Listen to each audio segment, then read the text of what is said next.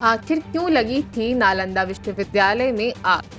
दुनिया का सबसे रहस्यमयी इतिहास। नमस्कार दर्शकों, आप देख रहे हैं ईआन टीवी।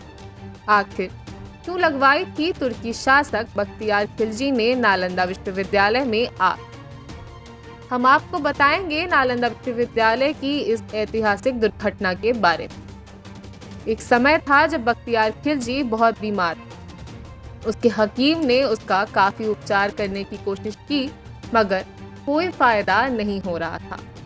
तब उसे नालंदा विश्वविद्यालय के आयुर्वेद विभाग के प्रमुख आचार्य राहुल श्रीभद्र से उपचार करने की सलाह मिली। उसने आचार्य राहुल को बुलवा लिया और इलाज से पहले शर्त लगा दी कि वह किसी हिंदुस्तानी दवाई का सेवन नहीं करेगा।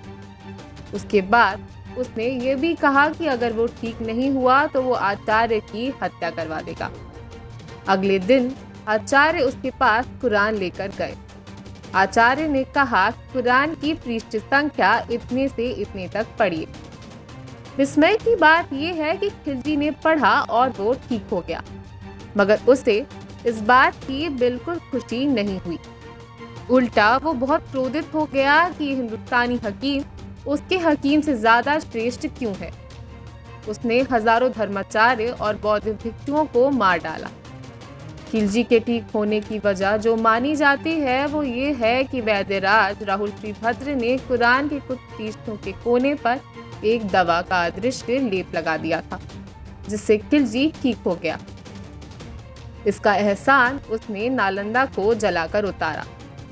बताया जाता है कि विश्वविद्यालय में इतनी पुस्तकें थीं कि पूरे 3 महीने तक यहाँ की पुस्तकालय में आग भड़कती रही। ये आग 1199 में लगी थी। नालंदा भारत में उच्च शिक्षा का सबसे बड़ा विश्वविद्यालय केंद्र था।